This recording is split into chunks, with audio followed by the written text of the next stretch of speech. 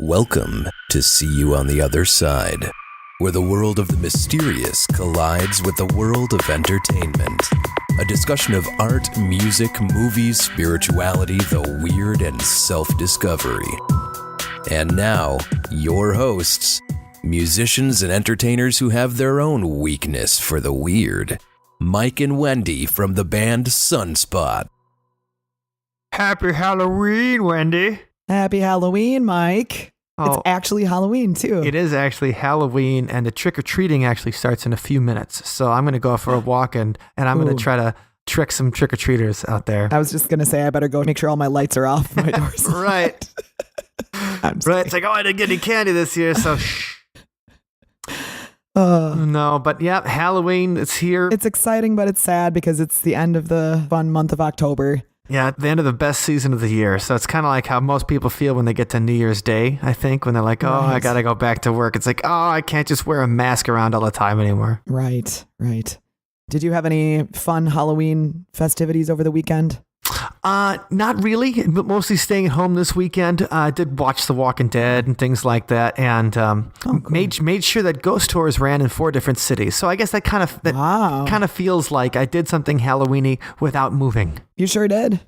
Well, I had a Halloween-packed weekend. Oh, good. What'd you do? Well, I guided the Waukesha Ghost Tour on Friday. Yay. And then on Saturday, I performed the Thriller dance at the rooftop of the Monona Terrace in Madison. Oh, fun. With my fellow zombie friends, which was very fun. And then I just went out downtown a little bit and checked out some of the costumes and some bands. Okay. And then last night, Devil's Night. Yes. I went on the Madison Ghost Tour. Oh, that's a very fine ghost tour, I believe. Yes. And our friend Lisa, the ghost host with the most, it was her birthday, so it was an extra special tour, and she did a phenomenal job. I highly recommend, and I'm not just saying that because you're my bandmate and she's my friend. Right. It really is a great tour. A lot of fun facts about Madison and some stories that definitely creep you out a bit. Wow, so it really does sound like you did a lot of Halloween-y stuff this weekend. That sounds nice. Yes, I sure did, yeah. Okay. So I feel I didn't waste a moment of this October Halloween spirit. All right, fun. Well, for the interview this week, it harkens back to a podcast we did in April. Remember we were at the Old Baraboo Inn in April? I do remember, and that was my first ever official ghost hunt. Yeah, that's right. Your first ever official ghost hunt. Well, there was a guy filming the whole thing, and I didn't even I hardly remembered it. But he did a documentary, the Old Baraboo Inn. I'm in it. My sister Allison's in it. You're glimpsed a couple of times, Wendy. And it's fun. He did a whole documentary on it, and he's also a paranormal filmmaker that does a bunch of like independent films on like mediumship and these kind of topics. Cool. So the documentary is just released. We thought we'd bring him on the show. Yeah, and we saw him at the Milwaukee Paranormal Conference as well. He was there with the Old Baraboo Inn folks. Yeah. So we decided to bring him on, talk to him about the Baraboo Inn documentary, talk to him about his own personal filmmaking because he's got a movie that's debuting on Saturday night called Mourning, as in mourning, like bereaved. Bereaved is not a word. Bereaved is a word, and aggrieved is a word. But Mourning in the Cemetery is the name of his movie that's coming out. Okay. And so it's part of this overall, he's made like a little universe called the Raven James Chronicles. Very cool. So Allison joins me in the interview for this one, and let's go talk to paranormal filmmaker Ben Wydeven. Well, today there's a special treat. Number one, I'm here with my sister, Allison Jordan from Milwaukee Ghosts. Allison, say hi. Hey, everybody. And number two, we're joined today by this week's guest, Ben Wydeven, filmmaker extraordinaire. Hello. Makeshift Media Group is the name of your company. Correct.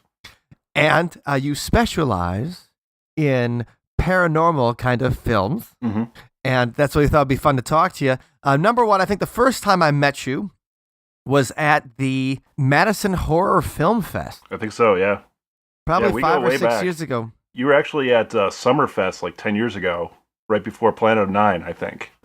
Oh, yeah. I don't think I knew you at the time, but like you kind of like I've kind of known of you for a very, very long time. So it's kind of like it's It's like fate. Just Your reputation precedes you.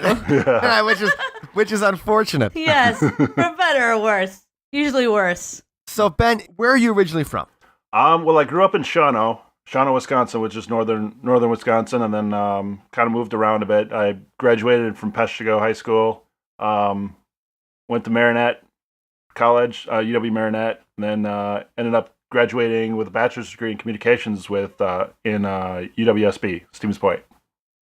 Okay. And so then you came to the middle of the state. Yes. And what kind of got you interested in the paranormal in the first place? Was there a lot of weird things happening in Shawano? No, I think I guess I was always interested in like suspense. I really like Hitchcock, and I really I fell in love with the X-Files, and I love the thing about ghosts that I really like is that it's, you know, you can play around with it in the fictional world, but there's also this reality world that it parallels. You know, that there's certain things that people will actually tell you that they've seen ghosts, and that there's, so that as opposed to like zombies and vampires, which is more fantasy stuff or science fiction stuff, ghosts and spirits seem to be, and the paranormal seem to be closer to reality, and something that I can balance with in the fictional world. So, all right. So if you got into the X-Files early, what was your favorite episode of the X-Files? Well, my favorite funny episode, because there's the serious episodes and there's the funny episodes. My favorite, indeed, there are. Yeah, there's a lot of them too. So the first, the funny one that I liked was called Bad Blood, and I can't think of the guy's name, but there was a now a named actor in there. But it was there was the guy from Children of the Corn, who was this obsessive compulsive vampire who was going around. So it's a small town full of vampires basically, and it was Mulder and Scully telling their version of the story. I think. Oh yeah, Allison recognized. I can see the look on her face. Yeah, it's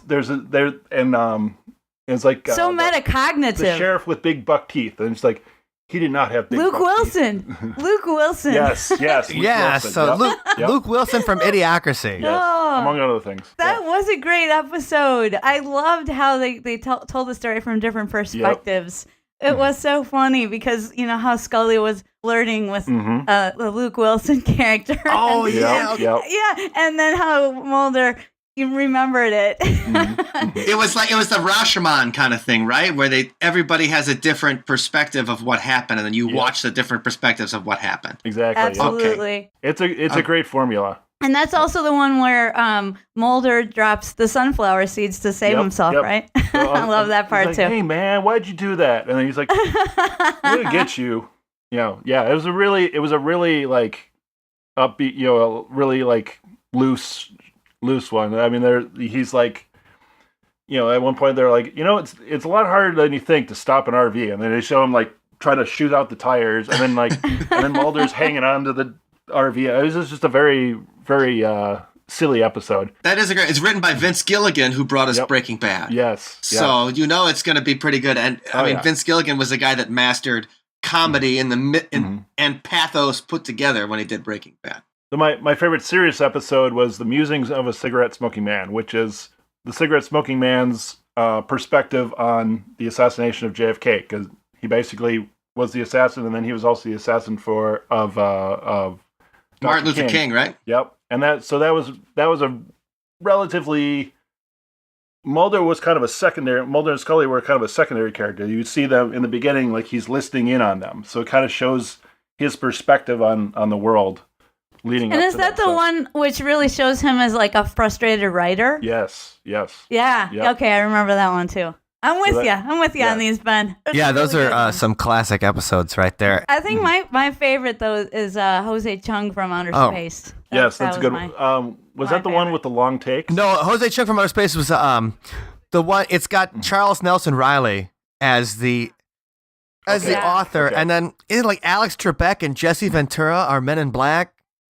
Yeah, and Lord Kimbo. Yeah. Lord Kimbo. Don't forget Lord Kimbo. Yes, so that is... Oh my God. That was another one that was told through different perspectives. No, that is a particularly good one. And like So that one was written by Darren Morgan, who, I mean, he specialized in some of the more comedic episodes. And everybody thought that his episode with Murray from Flight of the Conchords of the X-Files revival was the best. And I did think it was pretty good. I thought it was a little too silly for me. And I preferred a couple of the other episodes of the revival. But Ben, what'd you think of the revival this past year? Well, first of all, it premiered on my birthday. Hey! So I was pretty excited about that. I don't think that it really held up. I think it was kind of, and then they leave it hanging, and it's like, I don't know. Yeah. I think it was a cash grab. It was. Well, I was glad they came back. I think they had 2 really good episodes, and I thought that even some of the non-Monster of the Week episodes good, like the Super Children and stuff like that was kind of X-Men cool. I thought the worst ones were the first ones and the last one, and then the ones in the middle were pretty good. There was the funny one. I really that was liked. I can't remember. There was a lot of. They took place in a cemetery, and then there was was it James Long, whose tombstone was in the background, and that was Darren Morgan. Yeah. There were a couple. Mm-hmm. There were a couple of tombstones. The Curse of the Were Lizard or whatever is what it was called, and that was the one with like that. Yeah. I remember that being really good. That was a pretty fun one, but I mean, we don't have to dwell on the X-Files forever, but I mean, I will talk about it forever because it was a big part of my life. Well, you clearly know your X-Files. You know it. Like I mention titles and or episodes and you know the name of the writer. That's pretty impressive. That was a big part of my life for a long time. So so I was 17 when the X-Files started. Ben, how old were you when it started? Oh boy. It was 1993, so I was 12. Yeah, 93. Wasn't okay. It? Yeah. Okay, I'm gonna opt out of this age discussion. That's okay. I'm ageless. I am eternal. But you know, what's funny about things like this is that it's good to see what are the influences on people at certain ages, because I think the age you are, the context you bring, will also bring a lot to it. I find that with people who talk about Harry Potter. Because people are like, oh man, Harry Potter's so awesome. And I'm like, yeah, it's cute. It's, whatever. But if you were like 13 when the Harry Potter stuff came out, then you're like, oh man, Harry Potter's the coolest. If you were like 19 when it came out like I was, you're like, what's this kid wizard crap? So there is that difference. So the context and that people bring to it certain ages, I really think does make a huge difference into the way people take it. Well, we have a whole generation that's no, and I know, and people love it, and people like that Pokemon stuff now too, right? Those hey, look, it's it's Pikachu. Well, sometimes get out of here. My girlfriend's obsessed with that stuff. She goes for walks just so she can find the Pokemon. And I know people love it, and it's great that people are getting outside and everything. Yeah, and everybody loves a treasure hunt. I can relate to that. I mean, I don't know. I guess. And I'm of that where Pokemon came around where I was way after me, and I'm like, what do we do with these? Like, are we playing with stuffed animals now? And I just, not my thing. And so I get that. Well, I have connections to it, just because, I'm a teacher, but then also the Japanese connection to, their historical monsters. It's in there. So, I mean, it's not without context. And that's cool. I just don't see it when I see the cute little, Yeah. And I think of the yokai. That's what I'm thinking of. The traditional folkloric Japanese monsters. So it doesn't seem so, without meaning. All right, well, Allison, you may have just saved Pokemon for me for good. Yeah, read about the yokai, Mike. You're going to love them. Okay, so Ben, let's go back. So your Shawano upbringing. And I've been up there a couple of times. I thought it was kind of a fun place. I knew somebody who had a farm up there, and we spent a 4th of July, and then almost got in a fight at the War Bonnet Bar.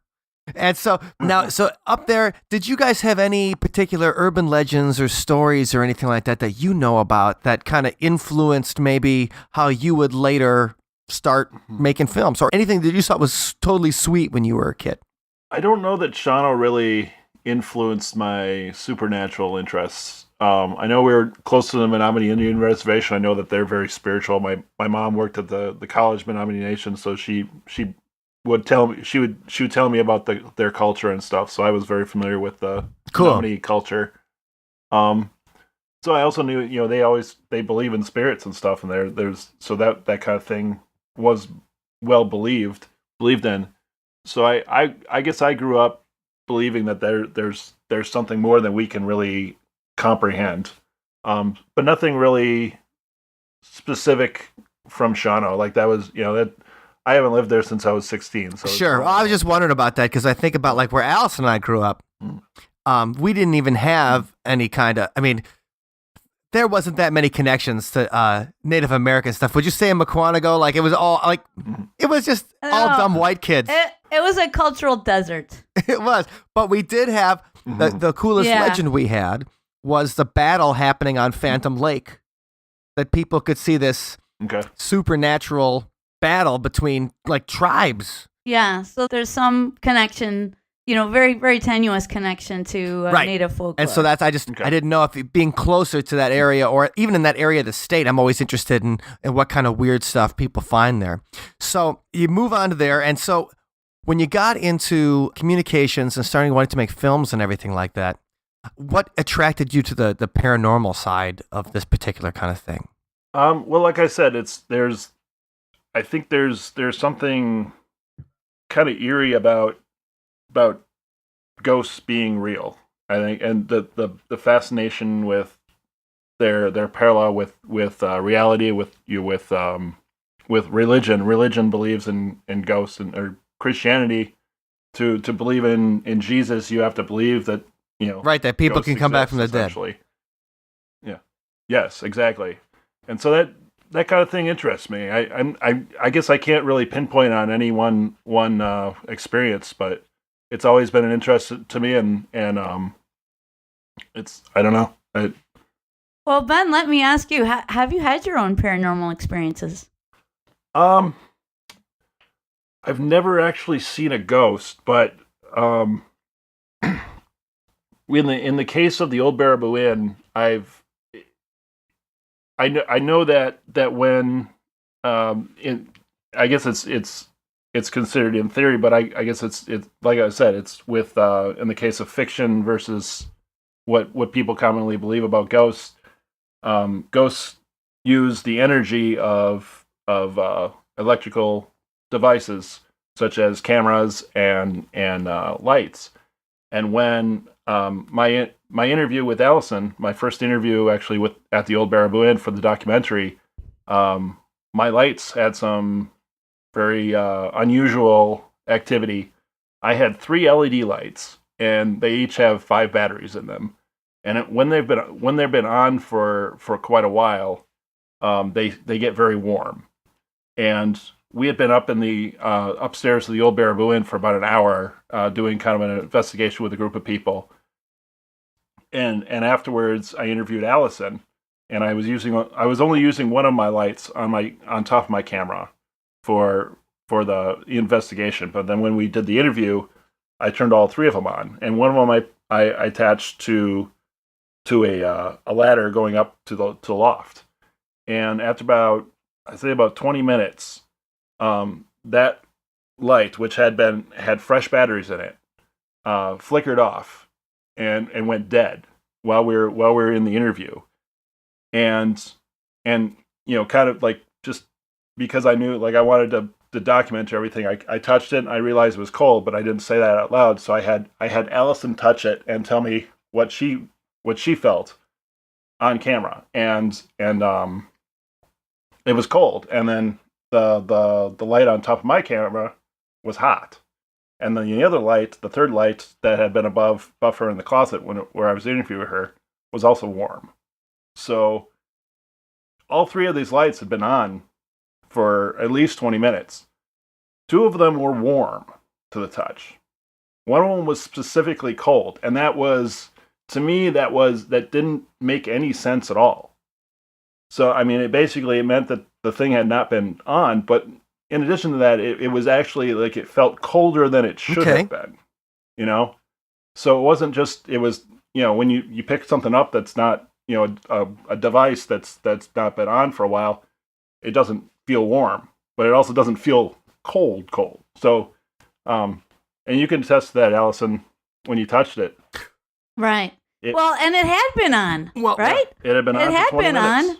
And then all of a sudden, you called my attention to it that it just blinked out. Mm-hmm. And, it didn't feel like something that just blinked out. Yeah. That was unusual. Well, real quick, we should do some setup for this because we're jumping right to the old Baraboo Inn now.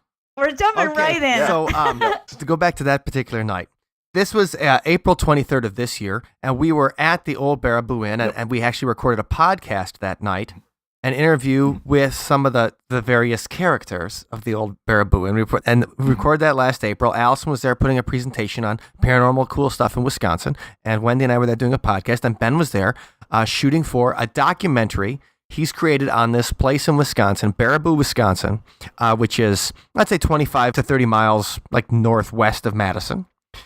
And it's an old building with a lot of hauntings, and Ben was working on a documentary about this. And so when he was setting up interviews in the upstairs of the place, that's where he was setting up the lights and felt that light that was cold to touch.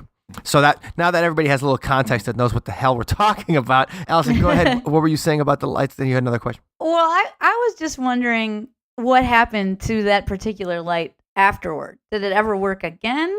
It did. And I can't remember. I wish I had marked it or figured out exactly which one it was and maybe checked it and stuff. But I didn't really check it or anything afterwards. But it was dead. Like the lights were completely out. And that's unusual because usually when I got it up on full blast, it'll flicker first. It'll flicker for a little while when it's dying. So if I remember right, we're having our conversation and then the light just completely just went out. It didn't really do it. It kind of flickered a little bit, but then it completely went out. So it was almost like the juice had just been sucked out of it. So that light still works, just like the other lights. It's light's perfectly fine. Out of the haunted location, it's working fine. Yeah. Well, I was going to say, that when we were recording some music that night, so Wendy and I put down our Zoom, and we had just recorded the podcast. Then afterwards, we play a few songs for everybody, have a couple, keep it fun. And the songs didn't record. We had set up everything, we'd done everything, and then something turned off the Zoom that evening. So weird. Like maybe it just didn't like our music. It could have not been a fan. I wouldn't blame it. But the idea that spirits can affect the electricity of something, even if they can't show up, they can turn something off. They can drain a battery for absolutely no reason. They can show their displeasure with my music by not recording it. And I used to think these kind of stories of electronic interference were just bunk. I got to be honest, right? So, but then when it starts happening to you, and like everything you put into it, and it's not working, and it's worked in other situations. I had an experience of my own. It was just a situation where I was at an American Legion post, and I was putting on a presentation, and I had just bought this brand new projector to do it because they didn't have a projector. And I had just been running through the slides with Mike the night before. And you know how you buy a new projector and like the slides, the spacing on things isn't quite right. So I had worked with it for hours and hours the night before, getting it just perfect. And then I went to the American Legion post, and I actually had to move some pictures of some servicemen to give us a blank space to project on. And I didn't feel good about that when I was doing that. And then the projector would start up and then die like within a few seconds. We could only keep it on for like maybe a minute, and it would shut down. And so I had to just give my presentation with no slides, just off the cuff, which I was not happy about. And I also am texting Mike, why? Right, so this is ridiculous. So the night before, we're all staying at a hotel in Milwaukee. We're all staying at Potawatomi, having fun, and Allison brings the projector, goes through the presentation, tries it out, and really like against the wall of the hotel room and everything. And it's working perfectly. The next day, I got to go in the recording studio, and I'm in the vocal booth, and I start getting these text messages from Allison. She's like, "Oh my God, I'm so sorry, Mike. It's working. I don't know why it's working." And I'm sitting there, and I'm like trying to respond and everything. And they're You're like, such a caring brother. And they're like, "Mike, can you sing? It's what you're paying to be here." And I'm like, "Yeah, I got it." But it was just But it's such a ridiculous thing because Mike. It worked perfectly 12 hours previous. Yeah, and you were like, is it too hot? And I'm like, no, because it was April then when I was doing this, and or it was March actually, and I was like, no, it's cold if anything, and oh man. So and then I got it home that night. It worked perfectly. Yep. So I have more and more of these experiences, so I have more of an appreciation for the reality of it. You know, Ben, we started talking about how you got to be the documentarian of this thing in the old Baraboo Inn. Mm-hmm. How'd you find out about it? How'd you decide to do a documentary? How'd you get into it? Well, I don't know exactly, and Shelley and I, when we've been joking about how this actually came to be, because so I released my novel Drowning Demons, which is about an alcoholic spiritual medium, on March 15th. And so before that, at some point I contacted the old Baraboo Inn through Facebook, and I said, hey, you should check this out. Or I might have checked, I think I must have contacted them beforehand and said, you should read my novel. And then so a couple months later, and I'd have to pinpoint, I have emails to backtrack this. A couple months later, or maybe a month and a half later or so, Shelley out of the blue emailed me and gave me this paragraph of, Baraboo Inn is a special place, and we're looking for a videographer to film our events. And I don't know how she had actually found me. And later she had said that, I don't think she remembers how she found me, but the strangest part about it is she didn't know that I was a novelist and that I was into the paranormal. So I think she was just looking for a videographer. She didn't know that I was into the paranormal. So when I walked into that place, I was immediately obsessed, because, the basement, there's a lot of parallels to the novel that I've written to this building. And the novel is based on the old Rogers Theater, which used to be a speakeasy. It used to be a brothel. The basement is creepy as hell. And so I walk into the old Baraboo Inn, and BC, the owner, is telling me these stories about, the basement's really, there's some bad stuff in the basement. It used to be a brothel. It used to be a... Wait, where is the Rogers Theater? The Rogers Theater's in Wausau. Okay, that's in Wausau. So I lived there for 2 years.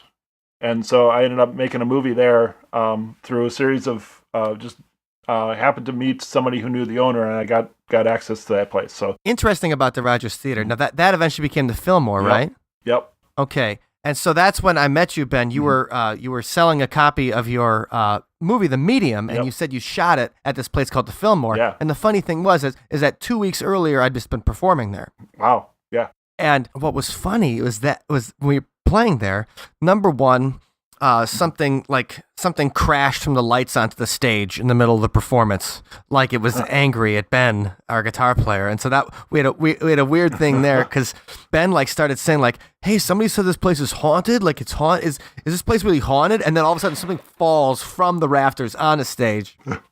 Wow. Oh, and man. it was and we have that in a podcast. We talk about it because this is maybe 6 or 7 years ago. And then also. The lights would flicker at the same time every night in the Fillmore Theater. And we were talking to the bar staff, and they're like, oh, yeah, that's just a ghost. Like, what are you talking about? They're like, no, the ghost, they're like, right around this time, it's like 105. It's like 105 and 110 in the morning. Right around this time, the ghost likes to play with the electricity here and flicker the lights. Mm-hmm. And so what happens? It's like we're sitting there. We go up to the bar after the last set, and then it flickers and we talked about it earlier in the night, and it flickered on time, right on time. Oh wow. So I was like, that's perfect. Yeah. And there's something about that place. I think it's cursed, because it's no longer open as the Fillmore Bar. Mm-hmm. It's a church. It's the downtown mission church or something like that. Huh. And it's so it has to change hands, and it's cursed. And the girl Stephanie, who was the book, or she helped with the booking, but she also was running the lights at the Fillmore. Yeah. She told me that because you run the lights up in the at the balcony area, and she's like, I hate being there, because I hear people moving behind me, I see shadows in the corner of my eye, and when I'm up there working the lights, I'm never alone. And I always thought that was an interesting thing. So when you said you were working on a fiction film based on that place, That's why I was completely fascinated right away. And so you spent a lot of time shooting there, right? Yeah, I spent so before it became the Fillmore. The guy's name is Dan Miller, I believe. He owned he bought the building, and he was turning it from the Rogers Theater into the Fillmore. And while it was in transition, I went in there, and it was it was being gutted. So the place that I experienced was just it looked like an abandoned building on the inside, and it was the basement was cold, like they didn't have the heat on, and I would have to run lights. Like I actually filmed a scene under the theater, and I would be there by myself at times working on it, and it was creepy. I mean, I've never experienced anything about it, but like I said, I'm fascinated by the stories, and then I take the stories and I'm inspired by the stories that people have told me, and then I turn it into something fictional. But at the same time, it's based on people's experiences. So it has a twisted parallel to it. So we'll get back to talking about that movie, The Medium, and how it inspired your series, the Raven James Chronicles, and then that's your new one coming out, The Morning in the Cemetery. And we're going to talk about your fictional part.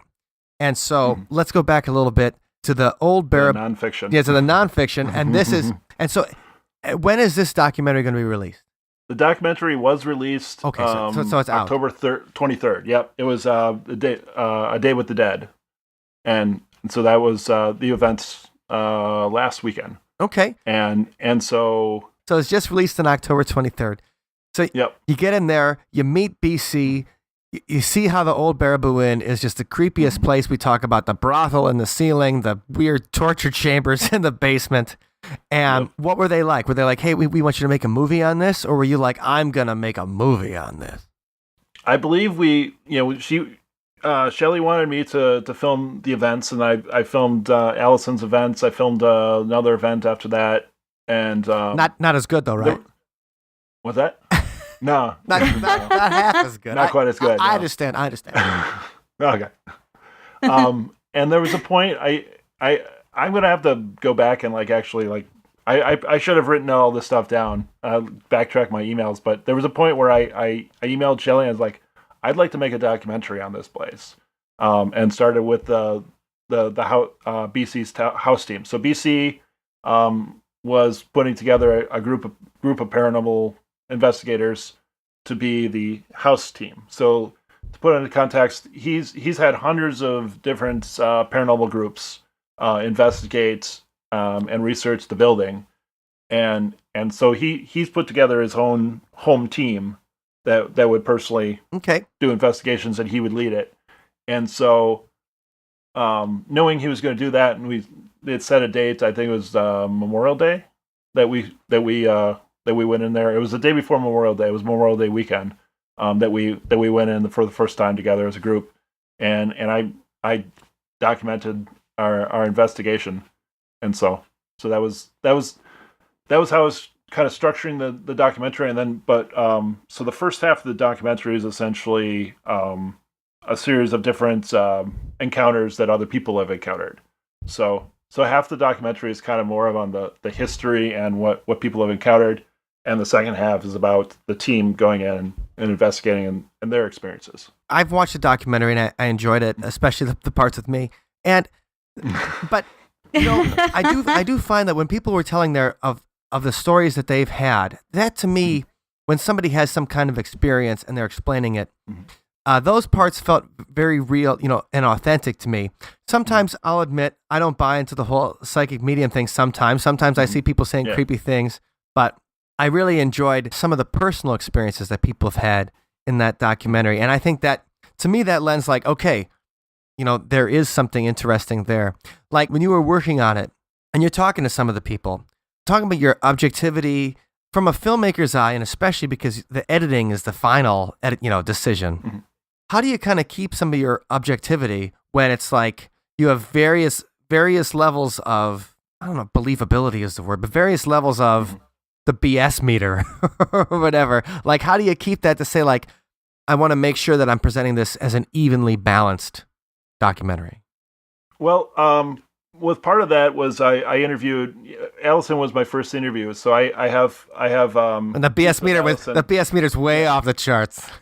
Yeah, well, I let her balance things out, and really what I tried to do as much as I could was just people would tell me stories, and I would just let them tell the stories. There's no narration in the documentary. There's nothing of me saying, and then they allegedly experienced this and that. There's just it's the people's accounts of what had happened as it happened, and I try to just let them tell the story instead of me trying to tell their story through narration or through editing. I try to put everything as they said it. I do have to cut things down a lot just for time. Like it could have easily been a feature length film. When I first started, I was essentially trying to do a maximum of 25 minutes, and it ended up being 33 minutes because there's so much there. It's what I realized when I was editing it and watching the rough cuts. Like it moves fast, and it doesn't feel like 33 minutes. So I'm sitting down and watching it. It's like, oh, I gotta watch another, right, for the 20th time this thing, and I watch it. I was like, that was 33 minutes. So it really it moves fast, and I'm trying to it's a struggle. It's a balance. You have to balance, telling everything that they have to say versus telling the most important things to get the story across and also to connect what other people have said. So, for example, my girlfriend, Janet Mitchell, who she came along with us for what I call the lights on walkthrough for the basement, and she didn't think anything of it, and because it was during the day, she didn't think anything would happen, and she's a skeptic, so she doesn't really. She's kind of, well, she's not sure at this point, but when we went down to the basement, we're going through the hallway, and we're in the room with the pole, and BC's talking. We're having a conversation about it, and meanwhile Janet is behind us in the doorway, and for some reason she couldn't go through the doorway. She had this pressure on her chest, and she's trying to describe it, and BC basically finished the sentence, said, you have a pressure in your chest. And so it was interesting to capture that because the medium, I can't think of her name offhand, but she described a pressure in her chest as well. And so I was able to take her story, and it's, in the same place she had the pressure in her chest. And so I took her story and I put it next to Janet's story, and it complemented each other. So it's interesting to get the same similar accounts from different people. And I hadn't told, they didn't know each other's stories. So it was interesting. And also to have my girlfriend who's a skeptic experience something that really kind of validated to me, sure, that there's something here. And it makes you look good too, because you're like, I told you, baby. I told you there's something going on. Yep. But I really liked, when you asked her, well, do you believe in ghosts? And she's like, well, I don't know. And, that's usually my stance. But I'm open-minded. And so I really, when I watched your documentary, I was so happy to see the way you told it, because I didn't feel like it was an ad for Old Baraboo Inn. I felt like, this is journalism. You're trying to give a balanced perspective about what may or may not be going on there. And I come across as really skeptical, and I am, but just to see the way that you put that together, I was very impressed. But I also have to share, and I told you this, Ben, when I saw you at the Milwaukee Paranormal Conference a couple of weeks ago, and I didn't tell you that night, which probably would have been a better time. That's all right. We're just recording. No, but this is pertinent. So anyway, when we were there, I was feeling very skeptical about Old Baraboo Inn, because any place that really promotes itself as being haunted or says, there's 15-30 spirits here that regularly, and then there's even more. It's like the Grand Central Station of the paranormal. To me, that I really have a hard time with that, believing that. But so I'm there, and I did my presentations, and I am putting away something under that big table that we were using for our podcast panel setup. And then I happened to look up, and I saw a white light like fly by my head. And okay, so it happened so quick. It just happens in like the snap of a finger. And it's like, what was that? And then so I'm watching your film, and you show some footage of some supposed orbs. Some which look like dust to me, but some other ones that you show which really were like eerie for me, because that's what that looked like to me. And it wasn't a fly. It was a round white light that zipped past my head. And again, you just go on with your regular life.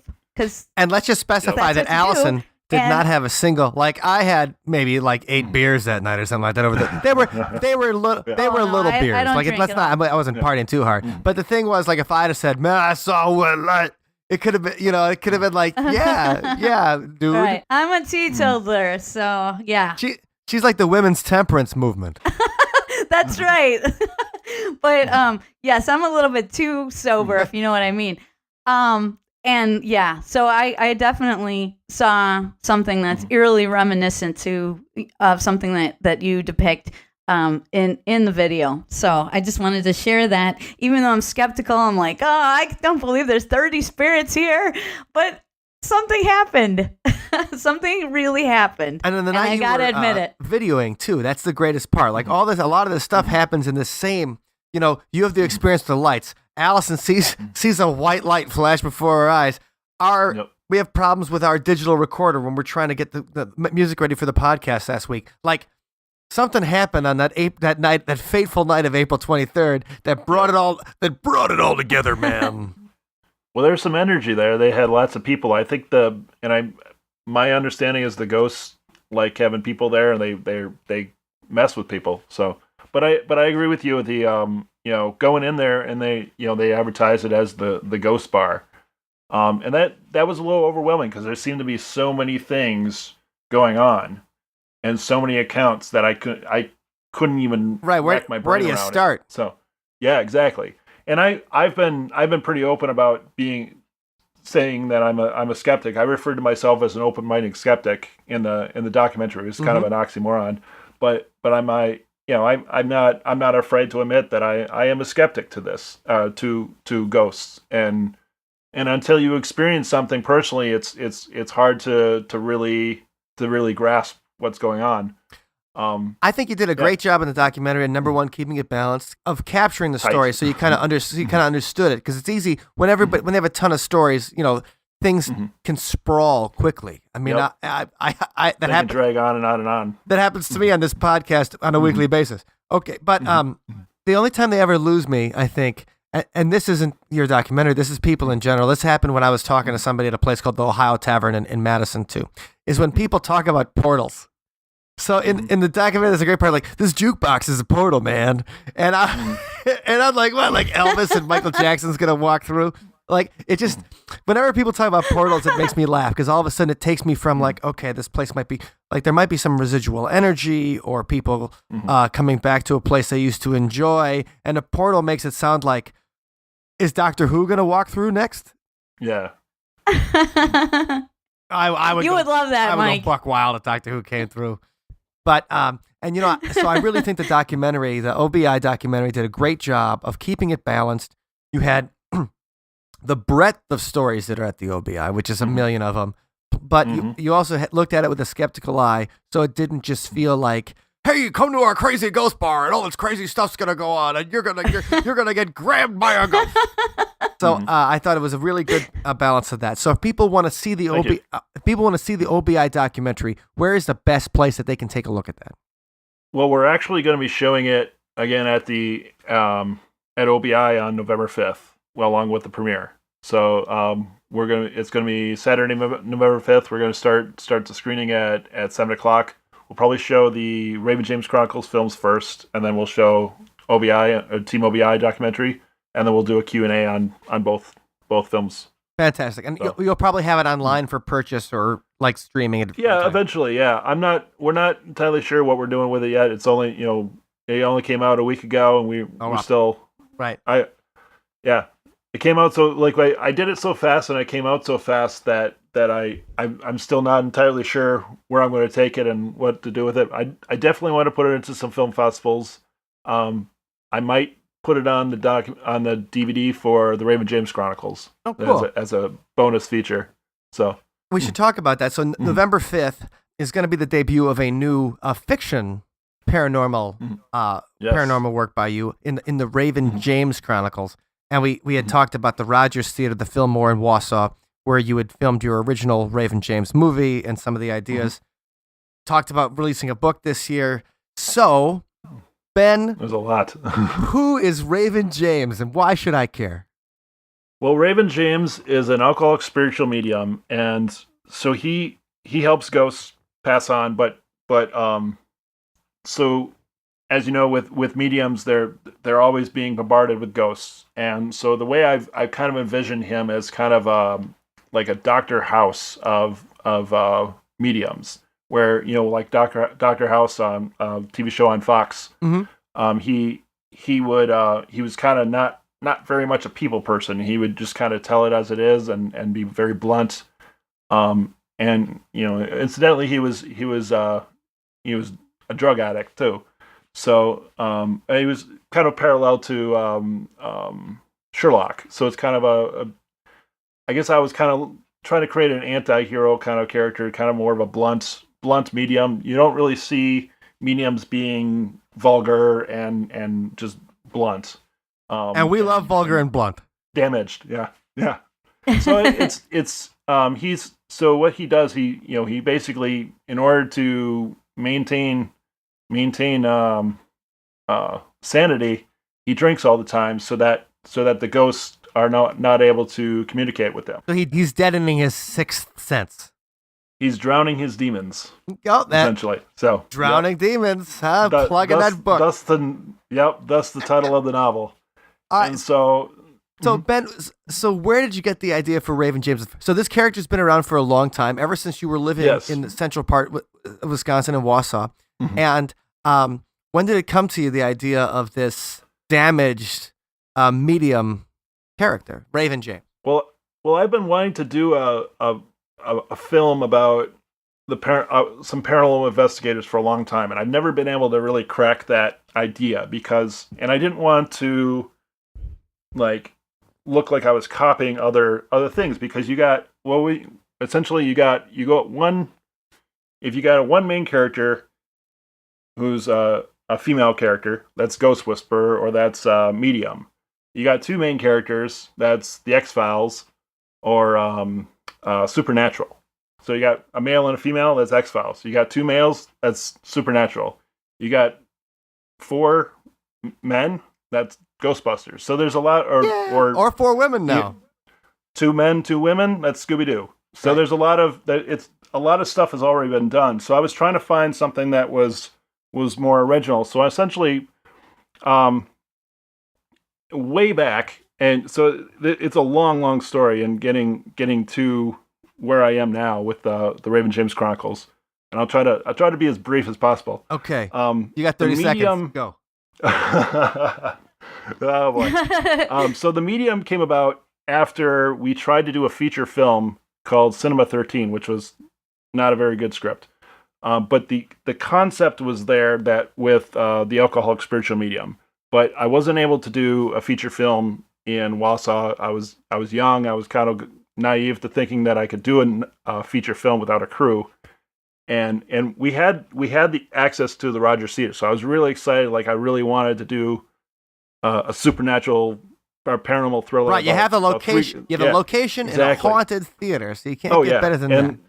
The inspiration was overwhelming, and the access to this place was unprecedented. We just call up the owner, and we could be there anytime we wanted, essentially.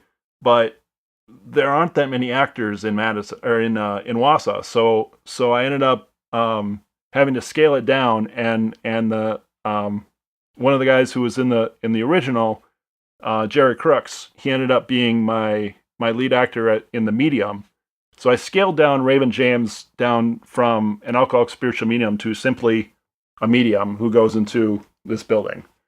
and that's kind of what it was. It was more of a two-dimensional character. Unfortunately, I wanted to take the alcoholism aspect, but I had to remove it because Jared was not a he doesn't drink. To this day, he doesn't drink, and he was 21 at the time, and so he was more, to me. I guess I was describing to people about it like he's more of a Jim Carrey character or actor playing a dramatic role. Sure. So a 21-year-old, it might be hard to believe because it's hard to be it's hard to be grizzled when you're young and beautiful. Right. And so it was harder to transition that actor, or to transition that character into more, a younger actor playing a darker character. So I had to kind of compensate and just, okay, I got to do something with this building. So I had to make a film in the Rogers Theater. So I scaled my bigger story down into a small story, and it's, there's a lot packed into that story, as you know. But so I did that, and it went on to go to all sorts of film festivals. It was on Wisconsin Public Television Halloween night, I believe it was 2008. Oh, that's fun. And then went to Wildwood. We got Best of Horror at Wildwood. Went to it was a number of film festivals over the years, and so. But I still wanted to go back to the alcoholism aspect of that character. I liked the darker character, and the other thing about it, it was his kind of buddy is a bartender. So you got an alcoholic spiritual medium and a bartender. So I think that kind of makes a great concept. Sure, and you got some room. You got some room for comedy there too. Yeah, in between people's destroyed lives. Yep. Well, he's like the bartender, essentially an enabler, and allowing, keeping him drunk for a discounted rate, and so. Well, how does Raven James start seeing dead people in the first place? Let's explain that real quick. Well, that it's his he has that sixth sense that some people have, and I guess that. So he's just born with it. He's always had it. Yeah, his mother actually had that as well, and so that's a whole nother backstory to him. But he was able to experience that when he was a kid. He wasn't really sure how to deal with that stuff because his father was not open-minded to it, and his mother actually went to an asylum and ended up not surviving. And that's actually the opening.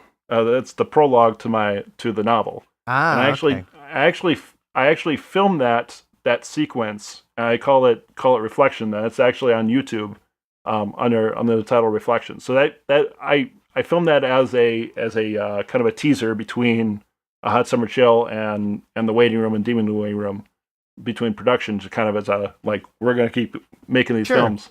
So.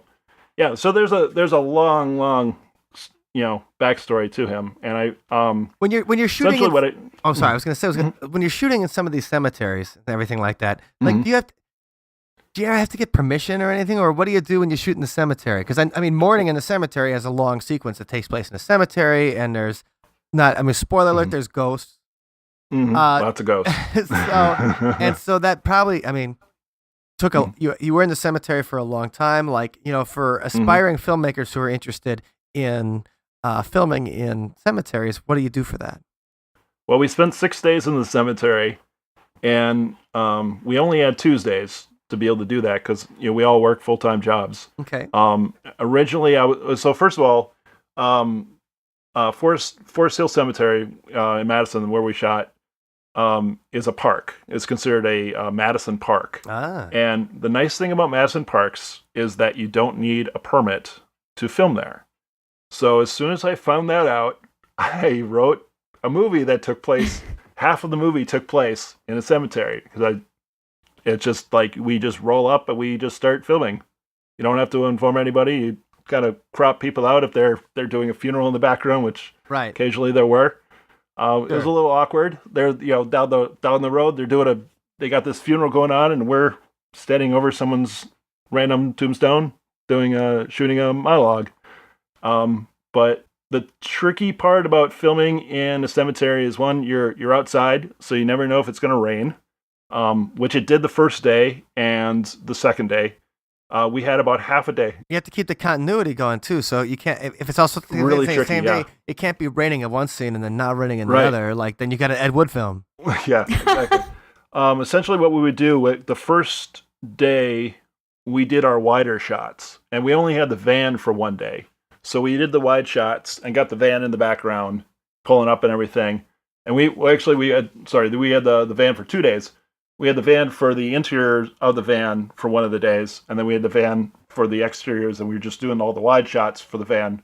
I'm really fortunate that the continuity, the colors were pretty consistent, because we were shooting over a period of 6 weeks in June, I believe it was. The tricky part was I was going to schedule it, like, I figured out we could do this in 4 days. But then I realized we're scheduling 4 days in June on Tuesdays, and we don't know what happens if one of those days is rain. So I ended up scheduling 6 days, and we ended up starting shooting in May. And so we essentially ended up using all 6 of those days. We only had one rainout day where we were shooting in the van in the morning, and then we had lunch, and then we had a horrible storm, like a really bad. We're looking at the radar, and we got a horrible storm coming in. So we got the minimum that we needed. We needed the van stuff. We absolutely needed the van stuff that day, because the guy who owned the van was going on vacation for 6 weeks. Oh, yeah. Well, that's the logistical nightmare of taping in the first place. And so it is really tricky. You know, for people who may be introduced to the Raven James Chronicles through Mourning in the Cemetery, how would you set that up for them if their first introduction to the character is Mourning in the Cemetery?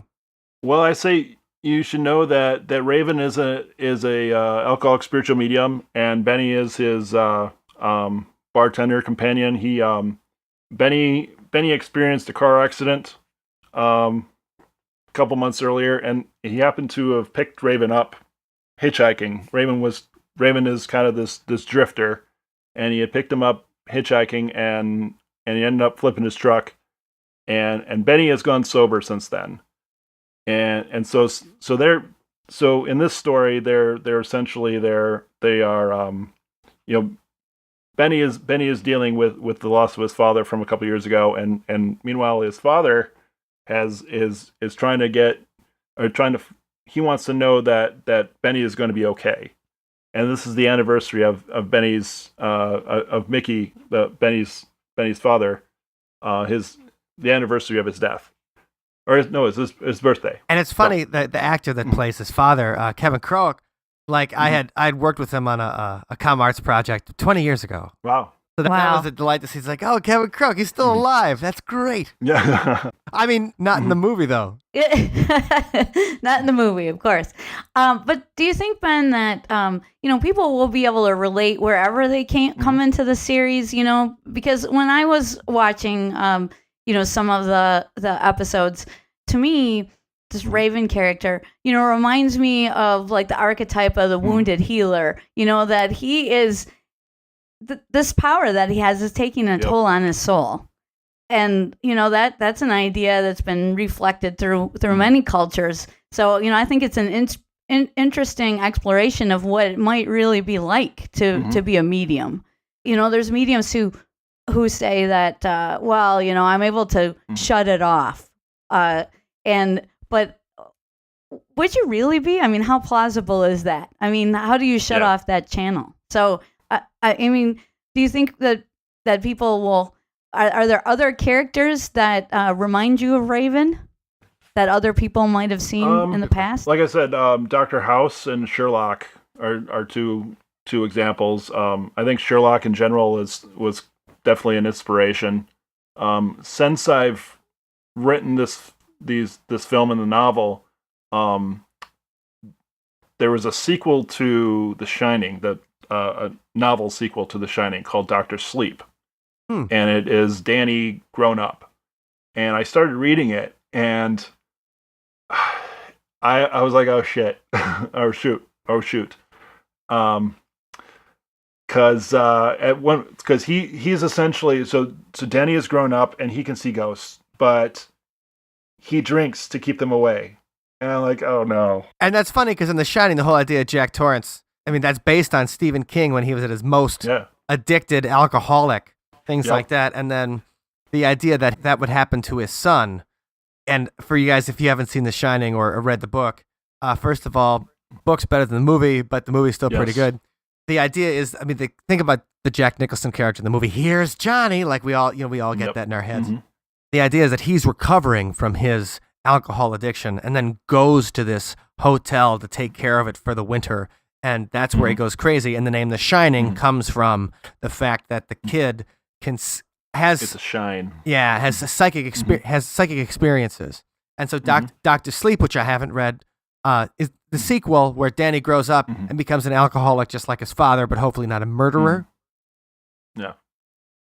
Yeah.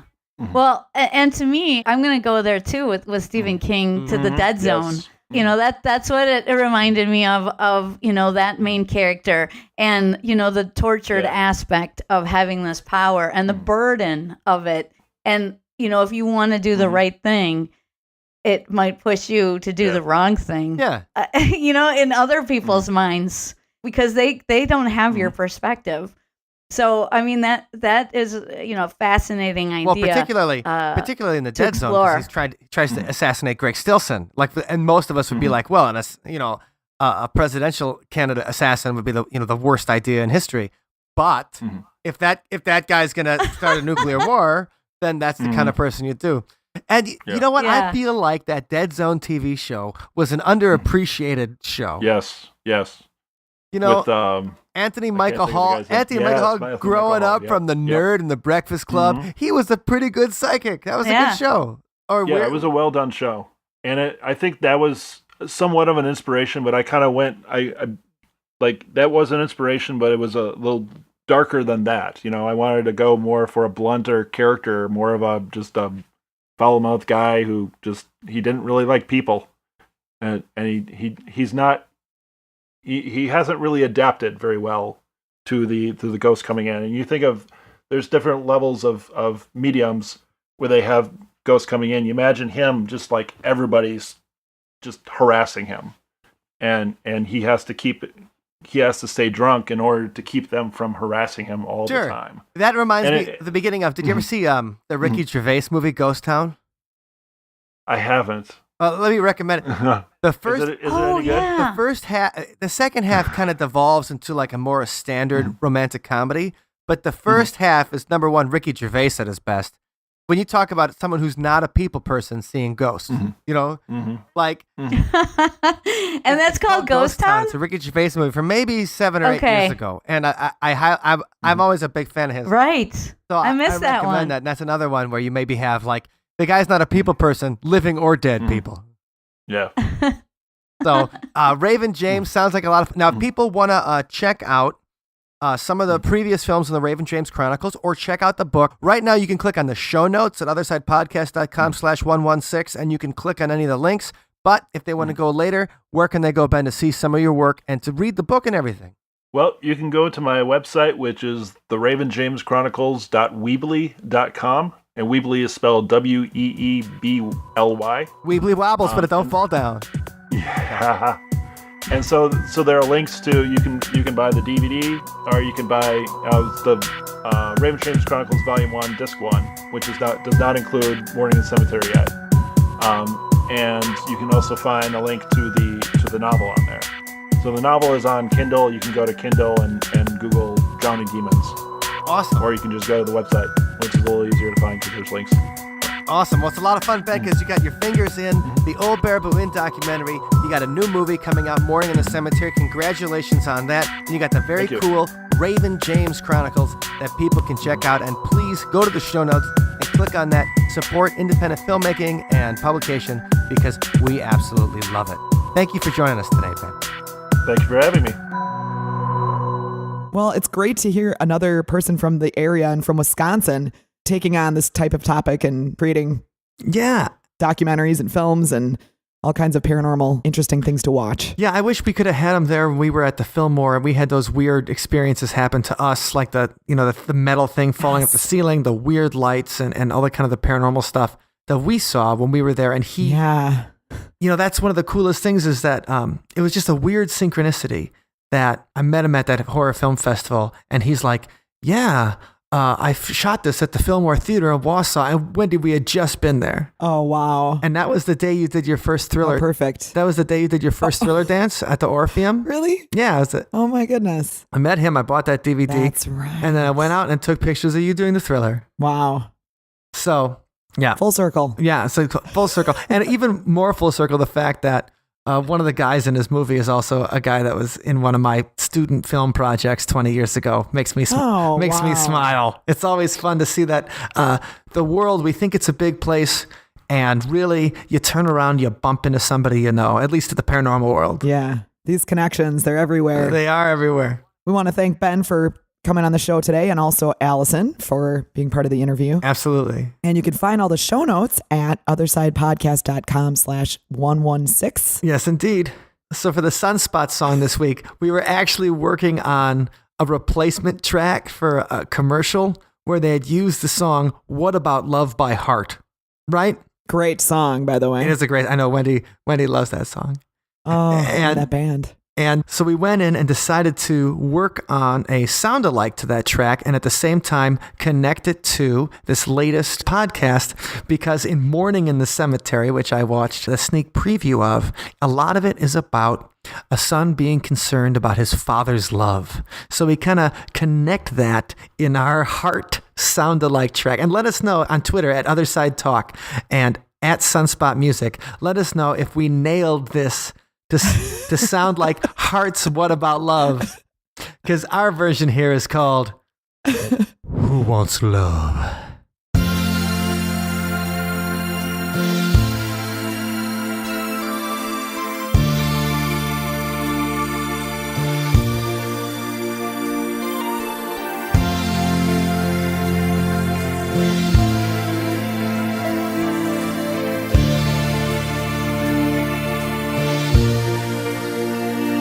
Feeling alone, hoping for a shot, and my dreams are all that I've got.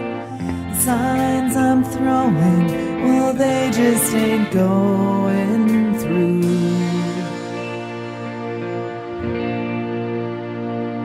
You're a mystery, always in the shadows. Never gave me the chance to show the beauty you'll find when you decide to open your heart. But gotta ask right from the start, who wants love? Who wants someone to hold them tight? And who wants love? Someone to be there through the night. And who wants love? Well, I'm gonna give it to you to make this dream come true.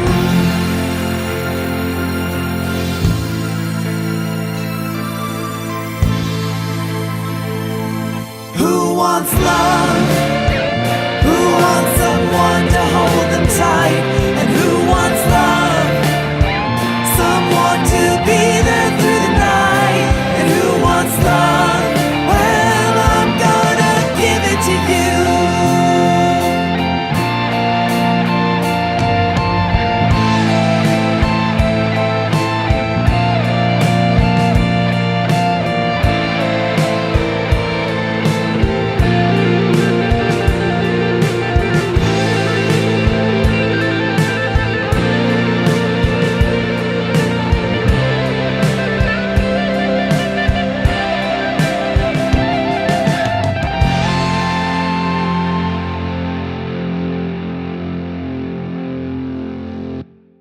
Thank you for listening to today's episode. You can find us online at OthersidePodcast.com. Until next time, see you on the other side. And we would be absolutely remiss if we did not thank our Patreon community who keeps See You on the Other Side podcast going with new episodes and new songs every single week. Now, our man Ned is at the level where he gets a thank you every single week. So, Ned, thank you very much, my brother. Thank you. All right. And if you guys are interested in checking out our Patreon community, which is the coolest people we know, you can do that at othersidepodcast.com/donate.